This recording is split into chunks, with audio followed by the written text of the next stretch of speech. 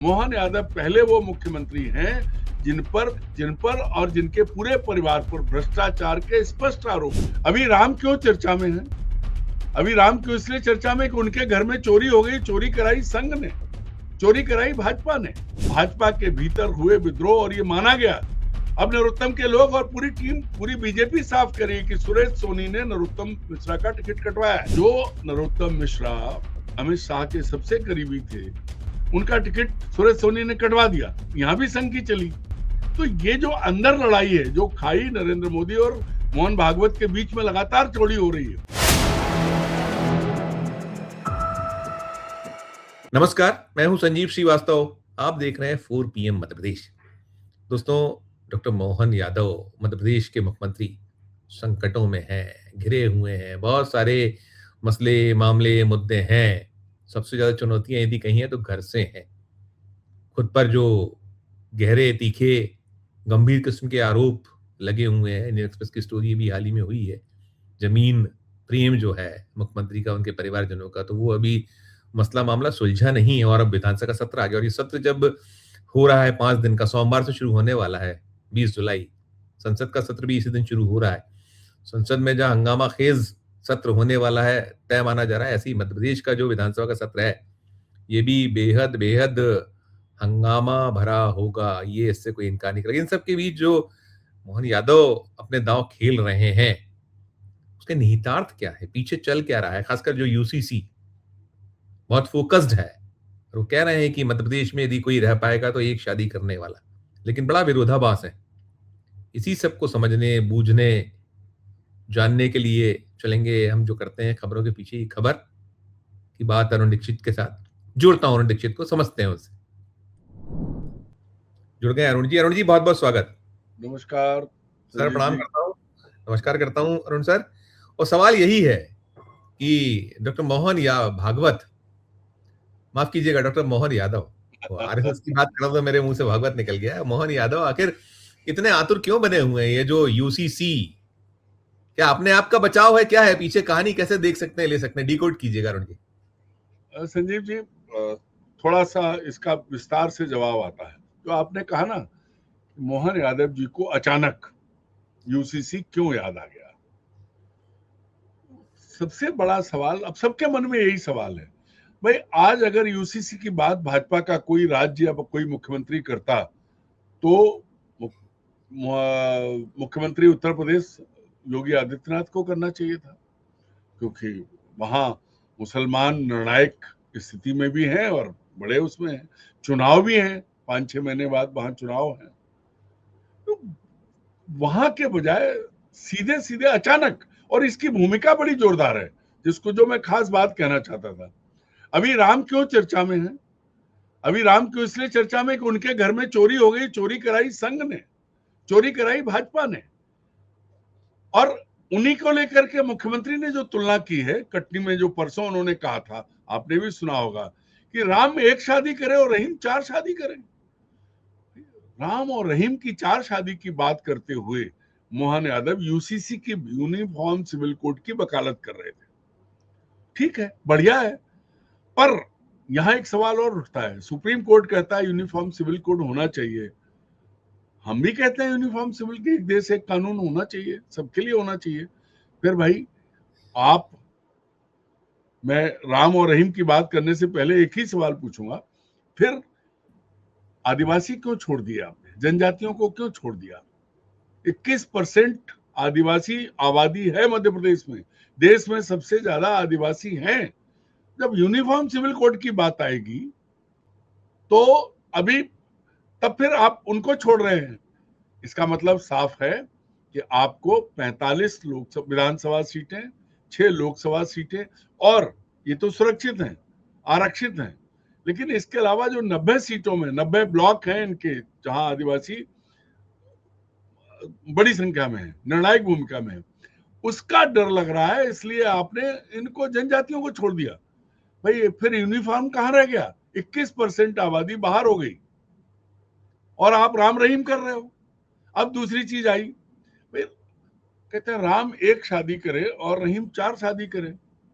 तो भैया, राम जी को आप घसीट लाए, पर राम जी के पिताजी की तो 3 पत्नियां थी। पूरी रामायण हुई इसी पे। राम जी का वनवास सिर्फ इसलिए कि उनकी 3 बीवियों में कैकेयी ने जो कुछ किया, जो लिखा पढ़ा है वो सामने है, जो रामायण में वाल्मीकि ने लिखा या तुलसीदास जी ने लिखा, और हम उसके विशेषज्ञ नहीं है, लेकिन जितना बचपन से सुनते आए हैं कि कैकेयी ने अपने वरदान मांग लिए, अपने बेटे को राजा बनाना चाहती थी, पूरी रामायण उस पे हो गई। तो आप उनका उदाहरण दे रहे हैं जो खुद इसका शिकार हुए।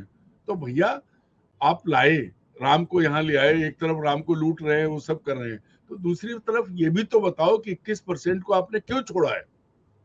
अब आते हैं बात आपने जो पूछा, असल बात ये कि आज ना मध्य प्रदेश में कोई चुनाव है, अभी पिछली राज्यसभा की सीट छीन चुके हैं, इससे पहले सरकार गिरा चुके थे, सब कुछ है, कोई चुनौती नहीं है। आज जो सबसे बड़ी चुनौती मध्य प्रदेश में मोहन यादव को है, क्योंकि भारतीय जनता पार्टी शासित राज्यों में वो एकमात्र ऐसे भाजपा के मुख्यमंत्री हैं।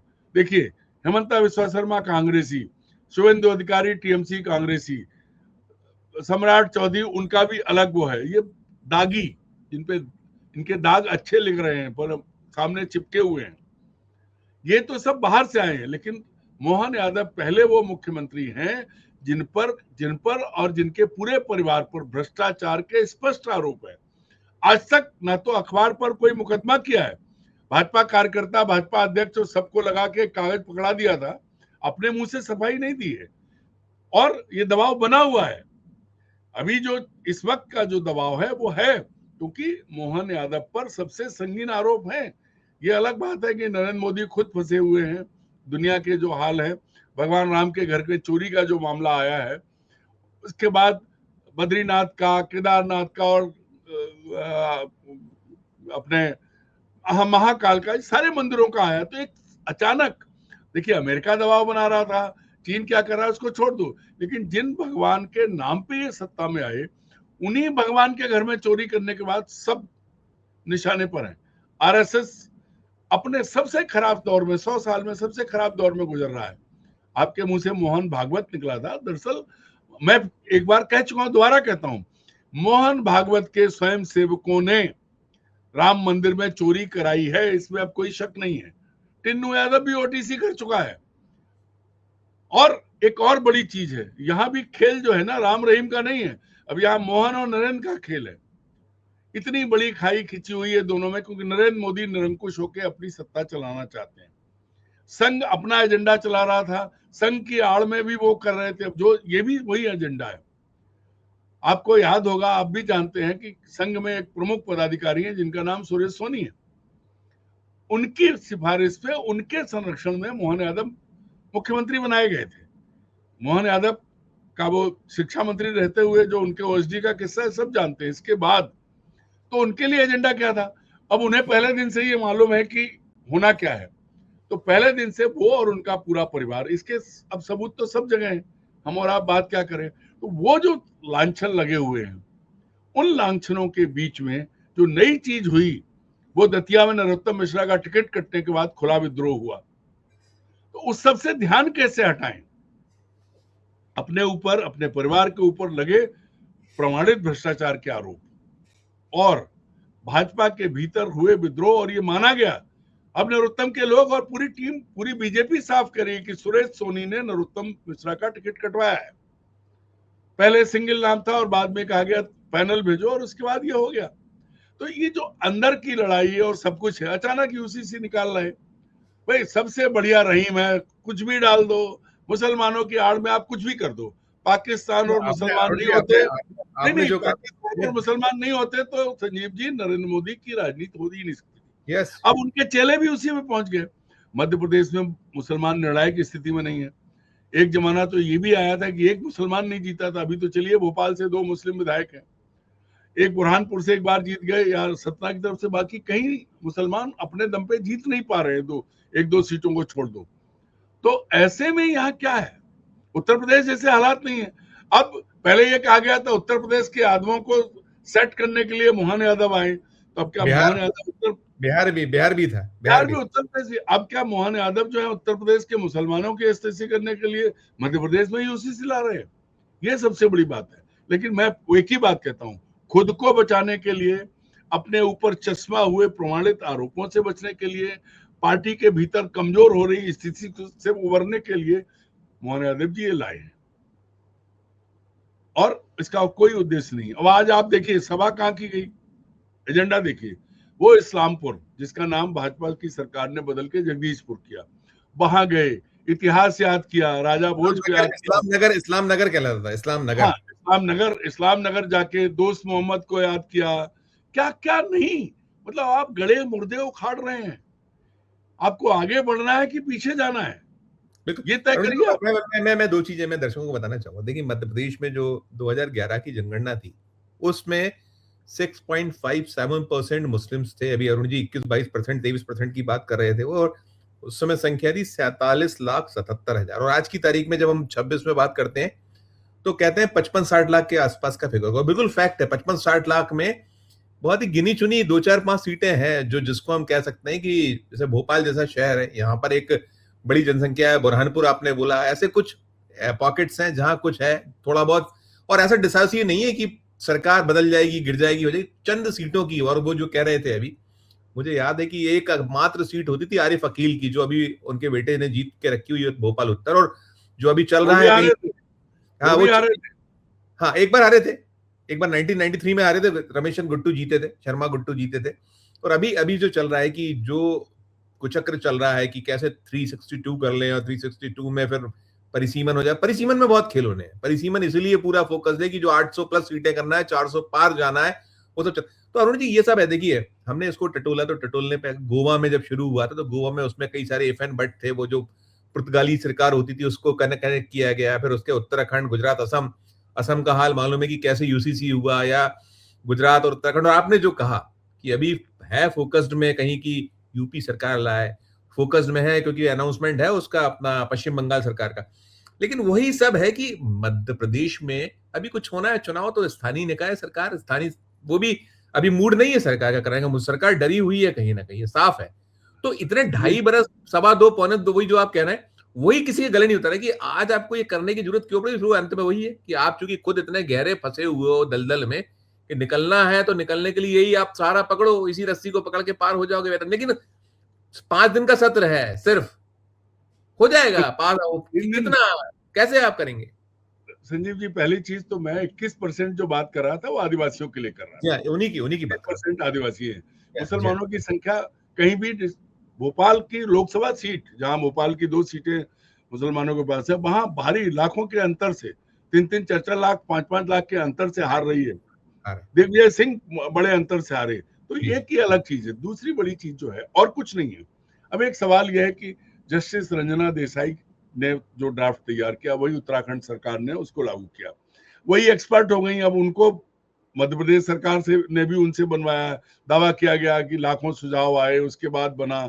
आज कैबिनेट ने उसको प्रस्ताव को पारित कर दिया, बस विधानसभा में आएगा, पारित हो जाएगा, उसके बाद राष्ट्रपति महोदय के पास जाएगा, महोदया के पास जाएगा, वो दस्तखत कर देंगे। लेकिन अभी जो 3 राज्यों ने किया है, सिर्फ उत्तराखंड में यूसीसी लागू हुआ है, असम का और गुजरात का अभी पेंडिंग है। क्यों पेंडिंग है, क्या है दिल्ली में, वो नहीं बता सकता मैं, क्योंकि अचानक ये चीज आई है। शोध करने का, जानकारी का समय अभी नहीं, क्योंकि राष्ट्रपति महोदया बेचारी, उनकी तो इतनी हैसियत नहीं है कि आधी रात को गवर्नर और राष्ट्रपति दस्तखत करते हैं, उठाए जाते हैं सोते से। तो हो सकता है कि मोदी जी ने रोक रखा हो, क्योंकि गुजरात उनका अपना राज्य है और असम में समस्याएं बहुत हैं। हेमंता विश्वा शर्मा का प्रोफाइल देख लो, इस बार चुनाव के बाद कितने दबे हुए हैं। क्योंकि जब उनके भ्रष्टाचार पर अमित शाह से पूछा गया था, तो उन्होंने, भाई गृह मंत्री है, उनकी अपनी इच्छा है, उनकी अपनी ताकत, उन्होंने कहा जवाब नहीं दूंगा। अब कोई जवाबदेही है ही नहीं, आप गाली देते रहो, चोर है चोर है, पर आपके साथ आ जाए, आपको नहीं अच्छा हो गया, नहीं जवाब देंगे। मूल बात आज ये है कि एजेंडा तो संघ का है, पर आप इस तरह का भेदभाव करके 21% आदिवासियों की आबादी है, उनको आपने अलग किया, तो फिर आपकी मंशा पर सवाल है। क्योंकि यूनिफॉर्म सिविल कोड का मतलब क्या है, सब एक जैसे हों। आपने पहले कोशिश किया, एक और गंभीर मामला है, पहले इन्होंने आदिवासियों को हिंदू बनाने की कोशिश की। आदिवासियों के बीच में मिशनरी काम कर रही थी, संघ ने बहुत काम किया है। आप देखिए, आदिवासियों के बीच में मंडला सम्मेलन, छिंदवाड़ा सम्मेलन, कहाँ कहाँ क्या क्या नहीं हो रहा है, कितने कितने इनके प्रकल्प चल रहे हैं आदिवासियों के बीच में। और जब ये लगा कि वो हिंदू नहीं बन पा रहे हैं, तो अब उनको अलग कर रहे हैं ताकि वो नाराज ना हो और वोट इन्हें देते रहें, क्योंकि आदिवासी आज की तारीख में भाजपा का सबसे बड़ा आधार है मध्य प्रदेश में। आप ये समझिए कि अगर ये पता हो जाए कि आदिवासियों पर उनके अपने कानून है, आप हंसेंगे, उनके अपने देवी देवता है, उनका अपना बड़ा देव है, उनकी अपनी व्यवस्था है, उनकी अपने गद्दी है, अपनी आसन है, और भाई आदिवासी इतना भोला है कि वो जो है वो कुत्ते को भी देवता मानता है।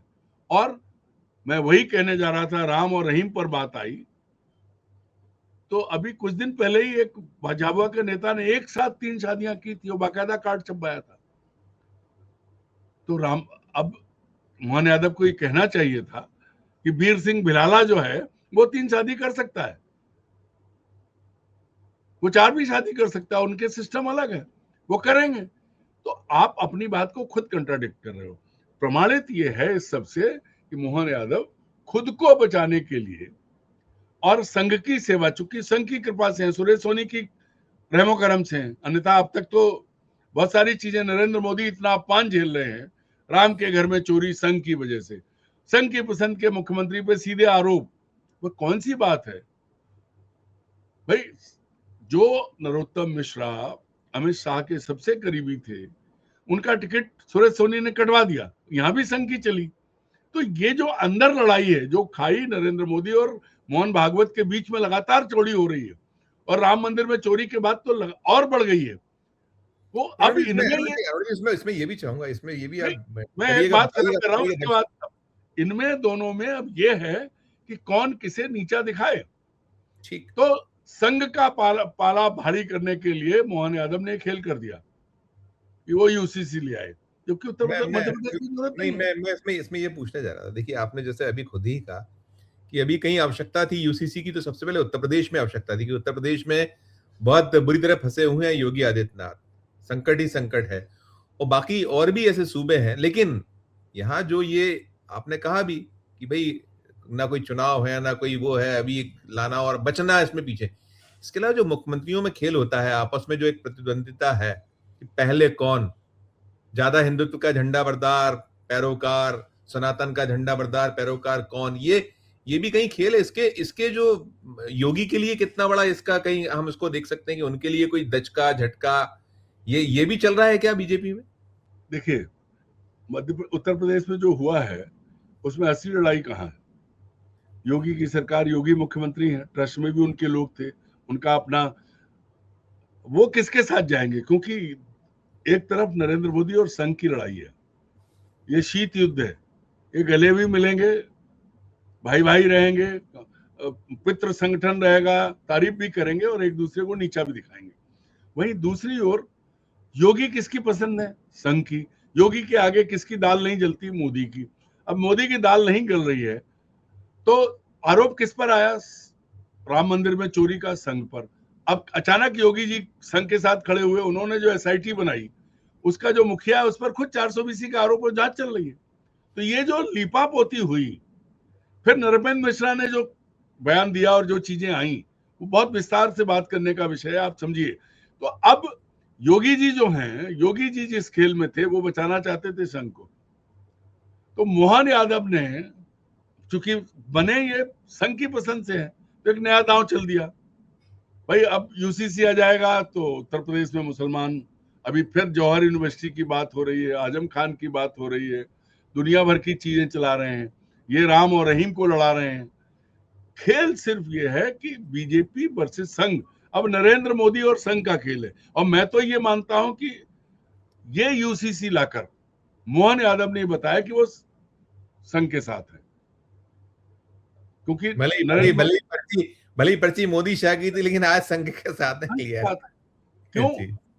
अगर कोई सामान्य स्थिति होती तो जो आरोप लगे उसके बाद तो भाई नरेंद्र मोदी इतने, ठीक है खाने नहीं दूंगा और ना खाऊंगा के साथ खूब खाने दूंगा, खूब खिलाऊंगा और दोस्तों को भी खिलाऊंगा, लूटूंगा लुटाऊंगा, सब कर रहे हैं, पर ये तो बिल्कुल जो है ना, कभी भी जीती मक्खी जो है ना, आंखों देखते हुए उसको नहीं निगल पाते आप, तो ये तो जीती मक्खी निकल रहे हैं।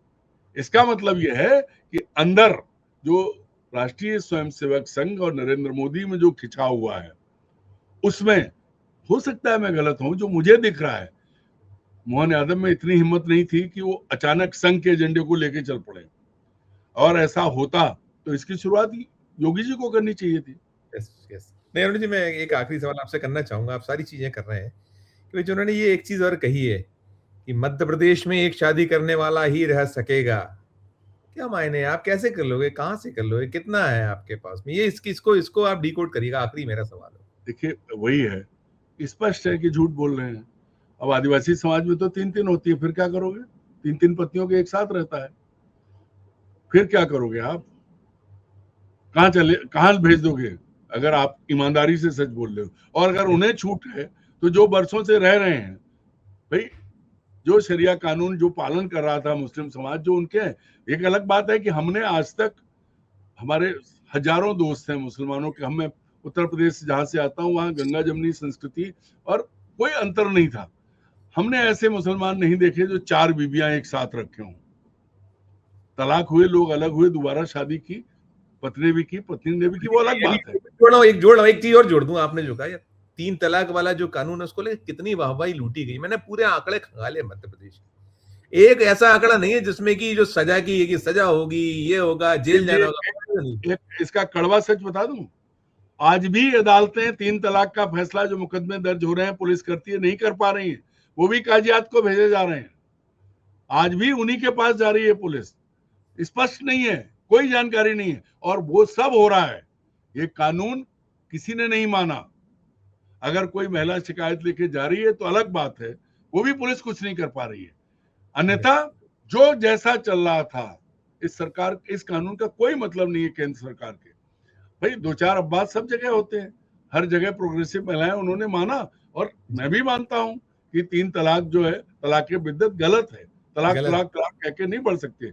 लेकिन एक और संजीव जी, एक तलाक खुला भी है जी। मैंने पिछले साल भोपाल की काजियात में पता किया था, भोपाल में 40% तलाक खुला है जो होते हैं, जिनमें लड़कियां अपनी इच्छा से छोड़ती हैं, ऐसे तलाक ज्यादा हो रहे हैं।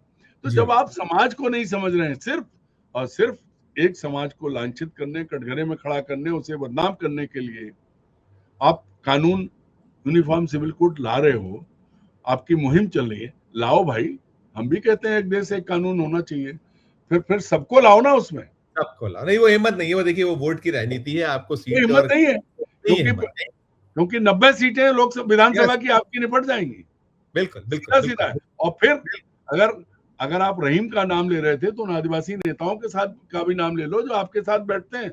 बिल्कुल आपकी अपनी पार्टी के भी है जो 2-2 शादियां करके बैठे हैं, एक मंत्री भी है। जी हाँ, जी हाँ, जी हाँ, सभी हैं, कई सारे।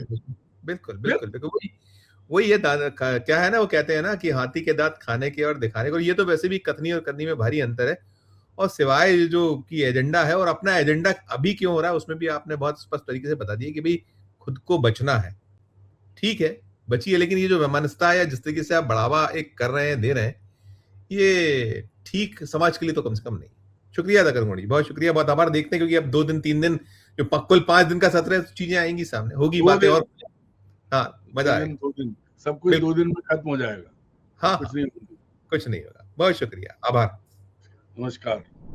दोस्तों आप सुन रहे थे ये हम यूसीसी, उसको ढाल बना लेना, और ढाल क्यों बनाया जा रहा है आपने सुना। आपकी अपनी जो राय हो, आपकी अपनी जो टिप्पणी, जरूर हमारे इस वीडियो के कमेंट में टिप्पणी भी कीजिए, राय भी दीजिए, और अच्छी लगे चर्चा तो चैनल को लाइक कीजिए, सब्सक्राइब कीजिए, ज्वाइन कमेंट दबाइए तो हमारी हौसला अफजाई होगी। प्यार दोस्तों देखते रहिए 4 PM न्यूज़ नेटवर्क। धन्यवाद, नमस्कार।